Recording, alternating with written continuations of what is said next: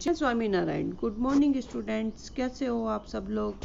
आशा करती हूँ सब लोग अच्छे होंगे और सबके एग्ज़ाम भी अच्छे हुए होंगे। और बच्चों, आप सब लोगों ने अपना एग्ज़ाम सबमिट किया है, लेकिन कुछ बच्चे ने अपना एग्ज़ाम, एक दो बच्चों ने अपना एग्ज़ाम सबमिट नहीं किया है। क्यों नहीं किया है ये मुझे नहीं मालूम, लेकिन अगर आप लोगों ने एग्ज़ाम सबमिट नहीं किया है तो बच्चों मुझे रीज़न तो बताओ कि आप लोग अब्सेंट हो या कोई प्रॉब्लम है, क्या कारण से आप लोगों ने अपना एग्ज़ाम सबमिट नहीं किया, तो मुझे व्हाट्सएप पे बताना।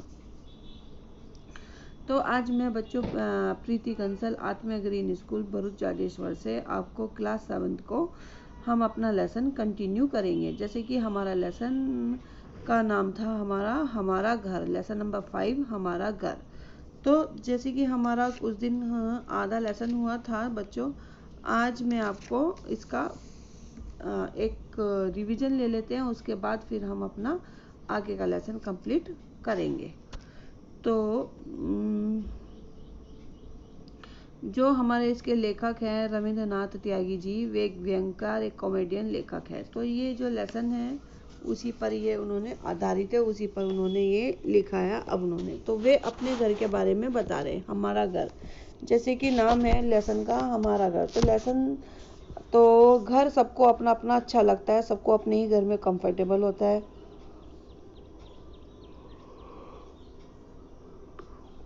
सबको अपने ही घर में अच्छा लगता है रहना, अपने ही घर की जो चारों तरफ हमारा जो वातावरण होता है वो ही हमारे लिए कंफर्टेबल होता है। आप दूसरे के घर में जाइए, चाहे कितना भी आपको कंफर्टेबल मिले, लेकिन जो आनंद आपको अपने घर पे, अपने घर के बेड पे आता है, ठीक उसी बात को यहाँ पे जो लेखक हैं, कवि हमारे व्यंगकार, उन्होंने बताया है कि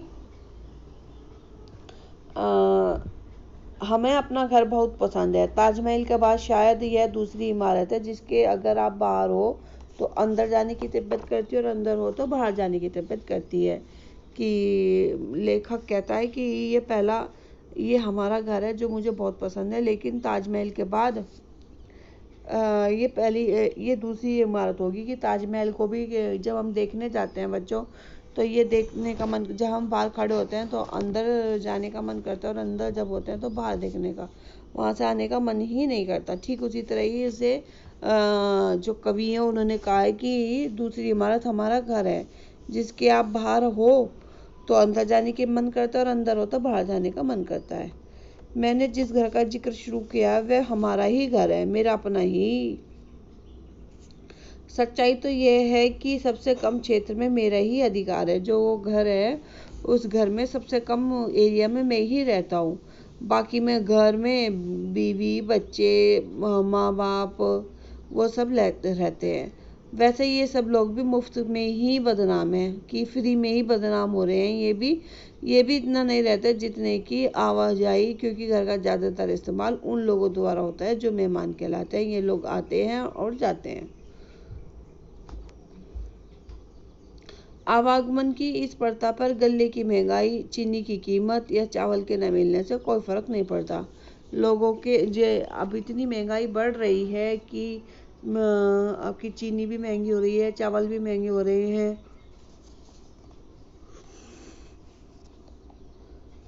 महंगे होने पर लेकिन मेहमानों की आवाजाही में कोई फर्क नहीं पड़ता है। मेहमान को तो आना जाना ही है, जैसे मेहमान आते हैं वैसे ही मेहमान आते रहेंगे, उन्हें कोई फर्क नहीं पड़ता। बल्कि यूँ कहिए कि इन कारणों से मेहमानदारी कुछ ज़्यादा ही हो गई है। बल्कि और कुछ ये चीज़ें महंगी होने से ना, और मेहमानदारी भी कुछ ज़्यादा ही होने लगे। अगर आपके यहाँ चावल की पूर्ति कम हो तो दूसरे के यहाँ खाना खाने के लिए चले जाए, इससे अच्छा ऑप्शन कुछ और नहीं हो सकता।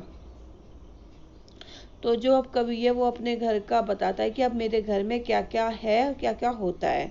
मेरे घर में एक बरामदा है, एक बड़ा कमरा, 2 छोटे कमरे हैं। रसोई में घर में खाना बनता है और बाथरूम में मेहमान लोग स्नान करते हैं। मेहमान लोग मीन्स कि वे लोग स्नान नहीं करते हैं, मेहमान ही लोग स्नान करते हैं।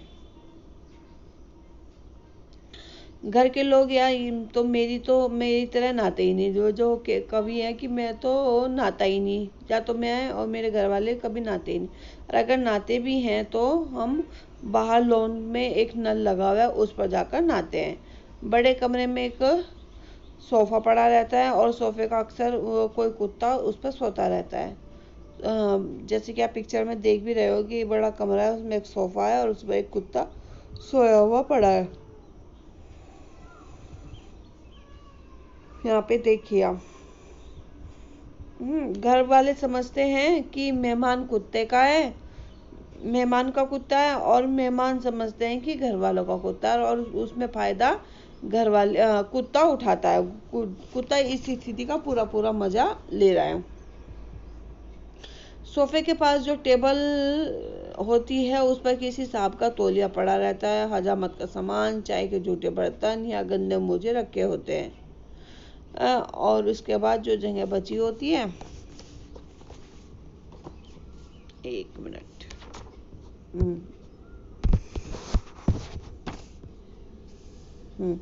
इसके बाद जो जगह बची होती है उसमें मेहमान की खाट बिछी रहती है। खाट मीन्स बच्चों चारपाई से दिया गया है।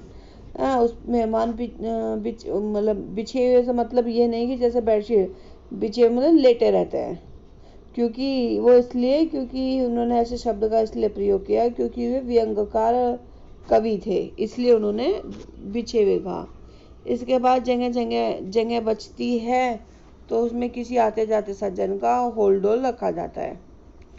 इतना सामान होने के कारण बड़ा कमरा इतना भरा भरा रहता है कि तबीयत यही करती है कि छोटे वाले कमरे में ही चला जाए। इतना सामान भरा होने के कारण भी वो कमरा इतना बड़ा होता है, फिर भी वो बहुत छोटा लगता है और मन करता है कि इस कमरे से तो निकल के छोटे कमरे में ही चले जाओ तो ज़्यादा अच्छा है। एक छोटे वाला कमरा पिताजी के कागज पत्र रखे रहते हैं। एक छोटा कमरा है जिसमें पिताजी के कागज पत्र रखे रहते हैं। इन्हें पुरानी चीज़ें संभालने का बड़ा ही शौक है। वो पूछे मत, इतना शौक है कि वो पूछे मत कि 1914 के लिखे दोस्तों के खतों का गट्ठर, वो तो शुक्र मानिए, खुदा का शुक्र है कि वे दोस्त नहीं रहे हैं, वरना वो भी इसी कमरे में होते जहाँ पे जैसे ये दोस्तों के लिखे पत्रों के गट्ठर है ना, खतों के गट्ठर है, तो वहाँ आज दोस्त भी होते। वो तो शुक्र है कि वे है नहीं से मतलब है कि वे भगवान को प्यारे हो गए। पुराने अखबारों की रद्दी, पुराने हुक्के, करमदान, छड़ियाँ, लकड़ी, सामान वगैरह इस तरह भरा है कि यह कमरा लगता है कि कबाड़ी की दुकान है, मगर इन्हें इसमें भी आनंद आता है। इतना पुराना सामान उन्होंने भर के रखा हुआ है अपने उसमें कमरे में। पुराने अखबारों की रद्दी और पुराने हुक्के, कलमदान आपके, और ये छड़ियाँ, लकड़ी का और सामान वगैरह, वे इस तरह उसमें भरा हुआ है। यह कमरा कम लगता है। और कबाड़ी की, जैसे कबाड़ी की दुकान होती है बच्चों, उसमें भी बहुत दुनिया भर का सामान भरा रहता है। कुछ होता है और निकालते कुछ है, मिलता कुछ है।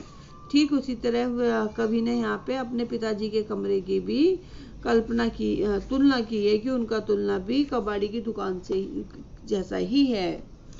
सामान अधिक होने के कारण स्थिति यह होती है कि अगर कल का आया बिजली का बिल ढूंढना हो तो वह बिल मिलेगा। वो ये कह रहे हैं कि अगर हमें कल का बिजली का आया बिल ढूंढना है तो बिल तो मिलेगा, पर कौन सा मिलेगा अब आप सुनिए।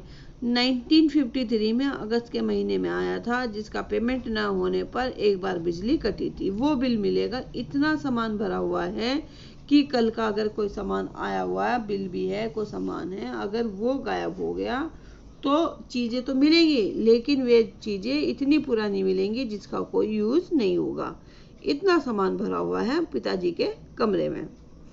इन कमरों में कहीं भी हाथ डालिए 10-20 साल पुरानी चीज़ें हाथ ही आती है। वो कह रहे हैं कि इतना पुराना सामान है उन कमरों में। अगर आप हाथ डालकर ढूंढने लगते हो कुछ सामान, तो आपको 10-20 साल पुरानी से तो कम कोई चीज़ मिलेगी ही नहीं। आप सोचने लगो मैंने कल वो चीज़ रखी थी, वो नहीं मिलेगी। 10 साल पुरानी, 20 साल पुरानी चीज़ें आपको वहाँ से मिलेंगी, ऐसा कवि कह रहा है। तो खुद भी 19वीं सदी के आदमी हैं। तो कहते हैं कि जो पिताजी हैं तो वे भी तो खुद भी तो 19वीं सदी के आदमी हैं, वे भी तो कोई बहुत नई नहीं है, शतरंज चौपड़ के दिनों के इंसान हैं। उन दिनों दिन लंबा होता था और रोटी सस्ती होती थी। तो इसमें कवि ये कह रहा है कि लेखक जो है हमारे रविंद्रनाथ जी, वे ये कह रहे हैं कि उन दिनों हमारा शतरंज और चौपड़ का समय था। चौपड़ एक बच्चों लूडो की तरह का गेम होता है, उसको उससे पासे से खेला जाता है। और शतरंज तो आपको पता ही है, जो आप लोग चेस वगैरह खेलते हो। तो ये उन दिनों की बातें, जो ये बातें बता रहे हैं लेखक, ये उन दिनों की बता रहे हैं कि जब दिन तो लंबे होते थे और रोटी सस्ती थी। तब मतलब सस्ते का जमाना था, सब चीज़ें सस्ती मिला करती थी। सारे घर में हमारी माताजी का भी कोई कमरा नहीं रहा है। जो सारा पूरा घर है, इतना बड़ा घर है, उस घर में माताजी के लिए भी कोई कमरा नहीं है।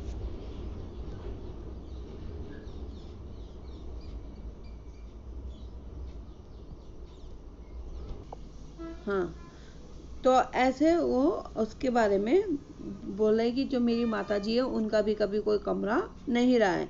दिन मोहल्ले में गुजरा और शाम मंदिर में चली गई हुई।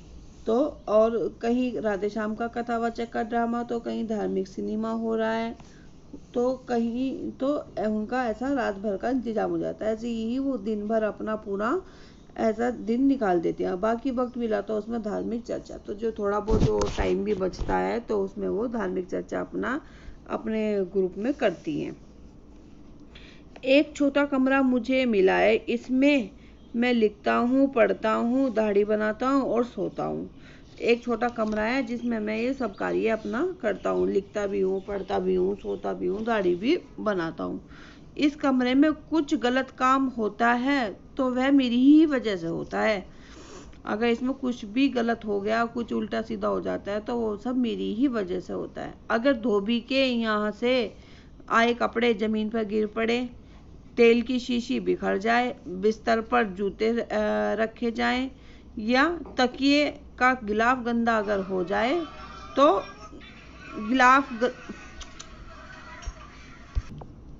तो जो भी इस कमरे में गलत काम होता है वह मेरी ही वजह से होता है। अगर धोबी के यहाँ से अगर कपड़े आए, कपड़े जमीन पर गिर जाएं तो मेरी गलती, तेल की शीशी बिखर जाए तो मेरी गलती, बिस्तर पर जूते रखे जाएं तो मेरी, या तकिए का गिलाफ गंदा हो जाए तो भी मेरी ही गलती। इन सब की वजह मैं ही होता हूँ, मेरी वजह से ही ये सब कुछ होता है। मेरी बीवी ने पिछले 12 साल में कोई गलत काम किया ही नहीं है। इन सब में सबका जिम्मेदार मैं ही रहता हूँ। मेरी बीवी तो कोई गलत कार्य करती ही नहीं है। कमरे का हाल मैं आपको सुना चुका हूँ, जैसे कमरों का हाल है। जहाँ तक बरामदे का प्रश्न है, उसका मैं इतना आदर करता हूँ कि जैसे कि मेरे घर का टुकड़ा ना होकर कुरुक्षेत्र या नालंदा की भूमि का टुकड़ा है। तो जो लेखक है वो ये कह रहा है कि मैं तुम्हें घर का तो हाल बता ही चुका हूँ, जो कमरे हैं, छोटे कमरे, बड़े कमरे, उन सब का उन्होंने हाल बता दिया है। अब बता रहे हैं कि जो उनके घर में एक बरामदा है, उसका तो कह रहे बरामदे का जब प्रश्न आता है तो उसका तो मैं इतना आदर करता हूँ कि वो मेरे घर का टुकड़ा ना होकर कुरुक्षेत्र या नालंदा जो भूमि है उसका एक टुकड़ा है। बात दरअसल यह है कि हमारे परिवार के एक पुराने मित्र हैं जो एक दफ्तर में क्लर्क हैं। अक्सर इसी बरामदे में गुलदस्ते की तरह बैठे रहते हैं। वो ये कह रहे हैं कि हमारे परिवार में मेरे पुराने मित्र हैं जो एक दफ्तर में ऑफिस में क्लर्क हैं। अक्सर उसी बरामदे में वो गुलदस्ते की तरह बैठे रहते हैं। जैसे हम गुलदस्ता सजा के रखते हैं ना एक और, तो वो भी उसी तरह ही फूलों को सजा के रखते हैं अपने। तो वो जो क्लर्क हैं, जो उनके मित्र हैं, वो उसी तरह ही गुलदस्ते की तरह ही वहाँ पे आके बैठ जाते हैं। फूलों का जैसा गुच्छा हम लगाते हैं, तो वैसे उनका अपना घर भी है, अपने बीवी बच्चे भी हैं। पर इसे क्या कहिए कि ये हमारे घर से इतना प्रेम करते हैं कि हर रोज दफ्तर जाते हुए यहाँ से गुजर कर जाते हैं और वापसी में 3-4 घंटे की सीटिंग पूरी करके जाते हैं। तो वो ये कह रहे हैं कि उनका अपने बीवी बच्चे घर सब कुछ है, लेकिन उन्हें हमारे से इतना प्रेम है कि जब वे रोज़ ऑफिस जाते हैं तो रोज़ ऑफिस जाते हुए इधर से ही होकर जाते हैं, और जब वापसी आते तो 3-4 घंटे यहीं पर बैठकर बातचीत कर कर पूरी तब जाते हैं। डेली का उनका यही रूटीन होता है। छुट्टी का दिन हमारे यहाँ ही गुजारते हैं, जब छुट्टी आती है कोई भी वीकली ऑफ आता है तो वो यहीं गुजारते हैं। पहले हैरत उपनाम से शायरी भी करते थे। पहले जो वो कलर्क में थे तो वे पहले हैरत नाम से शायरी भी करते थे। पर जब किसी पत्र पत्रिका जो छापते हैं पत्र रसीले ने उन्हें गैरत नाम से छाप दिया। जो पत्र पत्रिकाएं चाहते हैं तो उनका जो हैरत था, हैरत की जगह उनका गैरत कर दिया, गैरत नाम से छाप दिया। तो तब से उन्होंने वो शायरी छोड़ दी, उन्होंने शायरी करना छोड़ दिया और कुत्ते पालने लगे। तो अब आप सोच सकते हो कि जो कुत्ता पालने का, जो सोफा पे कुत्ता बैठा हुआ है तो वो किसका है? वो दफ्तर में जो काम करते हैं, जो उनके मित्र है, पुराने मित्र, उनका कुत्ता है। इन हजरत के साथ बात यह है कि दुनिया का कोई ऐसा विषय नहीं है जिससे ये अप टू डेट ज्ञान न रखते हो।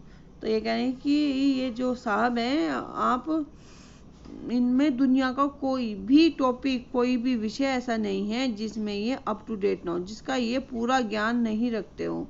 इन्हें हर एक चीज़ के बारे में, हर एक विषय के बारे में सब कुछ इन्हें पता होता है। वैसे बेहद ही निस्वार्थ प्रवृत्ति के व्यक्ति है। वैसे ये जो बहुत ही निस्वार्थ है, इनका कोई अपना बिना स्वार्थ के ये अपना कार्य करते हैं और अपना ज्ञान दूसरों को तक पहुंचाने में कभी संकोच भी नहीं करते। और जो इनका अपना ज्ञान है, जो इतना ये पूरे विषय पर, जो इन्हें सब विषयों पर पूरा अप टू डेट है ना ज्ञान में, तो ये दूसरों को अपना वो ज्ञान बांटने में जरा भी संकोच नहीं करते। और इनमें दूसरी अच्छी बात यह है कि हाथापाई को हमेशा तैयार रहते हैं। और दूसरा ये हाथापाई करने के लिए भी, लड़ाई झगड़ा करने के लिए भी हमेशा तैयार रहते हैं। घर में 2 बच्चे भी हैं, इनका रग रग में शरारत भरी है। जो लेखक है वो कह रहे हैं, जो व्यंग्यकार लेखक है, कि भाई 2 बच्चे भी हैं हमारे और उन 2 बच्चों के रग रग में खून में शरारत भरी है। इतने शरारती बच्चे हैं वो। मैं कहता हूँ कि ये ननिहाल का प्रभाव है। जो लेखक कह रहे हैं कि वो अपनी बीवी से कहते हैं कि इस पर ये जो दो बच्चे हुए ना इतने शरारती, इन पर ननिहाल का यानी कि नाना के घर का प्रभाव है। तो पर पत्नी को निश्चित मत है, पत्नी निश्चित मत तौर पर होकर कहती है कि ये तुम्हारे ही पूर्वजों का प्रताप है। वो ये कहती है कि ये मेरे परिवार से नहीं, ये तुम्हारे ही परिवार के हैं, तुम्हारे ही पूर्वज जो हमारे परिवार में पहले, जो हमारे से पहले जन्म लिया हो जिन लोगों ने, तो ये तुम्हारे ही परिवार का है, ये मेरे परिवार का नहीं है। बच्चों को इस सब से कोई सरोकार नहीं है, वे तो सारे दिन खुराफात में लगे रहते हैं। बच्चों को इससे कोई मतलब नहीं होता, कोई वास्ता नहीं है। वे न तो शरारत करनी है, चाहे वो कैसे भी शरारत करनी हो, चाहे वो मम्मी के परिवार से आए हो, चाहे वो पापा के परिवार, उन्हें तो शरारत करने से मतलब है। कुल मिलाकर घर का हाल ये रहता है कि सर्कस या चिड़ियाघर जाने की तबीयत ही नहीं होती। और बड़ी से बड़ी स्टंट फिल्म का निर्देशक अगर मेरे घर कुछ दिनों रह जाए तो उससे बहुत कुछ सीख कर जाएगा। तो जो लेखक है वो ये कह रहा है कि कुल मिला के मैंने तुम्हें अपने घर का हाल बता दिया है। तो कुल मिला के घर का हाल ये है कि मेरा घर किसी चिड़ियाघर से कम नहीं है, चिड़ियाघर या सर्कस से। तो अगर जब हम यहाँ रहते हैं तो हमें सर्कस जाने की ज़रूरत नहीं होती। और अगर जो ये बड़ी बड़ी फिल्म मेकर होते हैं, जो डायरेक्टर होते हैं, अगर ये हम स्टंट फिल्म जो बनाते हैं, एक्शन फिल्म जो बनाते हैं, ये कुछ दिन अगर मेरे घर में आकर रह जाएं तो ये बहुत कुछ सीख कर जाएंगे। इन्हें बहुत कुछ सीखने को मिलेगा और इन्हें हमारे घर से, और हमारे घर में रोज़ आए दिन नए नए किस्से सुनने को आते हैं। तो इन्हें, जो फिल्म मेकर हैं, इन्हें भी बहुत कुछ हमारे यहाँ से अच्छी स्टोरी मिल सकती है, क्योंकि उन्होंने अपने घर को चिड़ियाघर से कम नहीं आंका है। कि हमारे घर में रोज़ इतने आए दिन कुछ ना कुछ होता ही रहता है, सबका अपना अपना रूटीन है। तो वो कहते हैं कि हमें कहीं चिड़ियाघर या सर्कस देख कर आने की तबीयत ही नहीं, मन ही नहीं करता, क्योंकि खुद ही अपना घर एक चिड़ियाघर लगता है।